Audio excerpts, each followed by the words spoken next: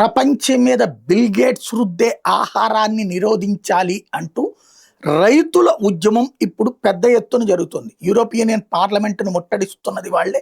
యూరోప్లో తిరగబడుతున్న రైతుల ఉద్యమం వెనకాల ఉన్నటువంటి కారణం బిల్ గేట్స్.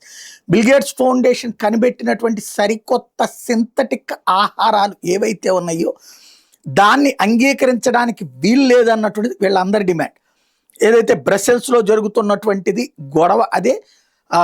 ఏదైతే నెదర్లాండ్ ఫార్మర్స్ అయినా బెల్జియన్ ఫార్మర్లు అయినా ప్రతి ఒక్కళ్ళు కూడా గొడవ చేస్తుంది అదే. యూరోపియన్ యూనియన్ హెడ్ క్వార్టర్స్ దగ్గర ఆందోళనకు దిగుతున్నటువంటి వాళ్ళు కూడా అది ఏంటంటే గ్లోబలిజం పేరుతో జరుగుతుంది. బిల్ గేట్స్కి సంబంధించిన సింథటిక్ ప్రొడక్ట్స్ అంటే ఒక జంతువు తన బిడ్డల్ని కన్నాకంటే ఒక మేక తన పిల్లల్ని కంటే ఆ తర్వాత అలా పెంచి వాటికి మటన్ చేసుకుంటాం. కోడి గుడ్డుని పెట్టి పొదిగితే వచ్చే పిల్లలకి దాన్ని పెంచి పెద్దది చేసి ఆ పైన వాటిని వండుకు తినే చికెన్ ఇట్లా కాకుండా సింథటిక్గా అంటే ఎలాంటివి అవసరం లేకుండా పుట్టుకొచ్చేటటువంటి కోళ్ళు, పుట్టుకొచ్చేటటువంటి మేక మాంసం, చికెను, మటన్లు అట్లాగే ఆహార ఉత్పత్తులు కూడా అట్లాంటివి తయారు చేస్తున్నటువంటి వేళ అవి పెట్టడానికి వీల్లేదు.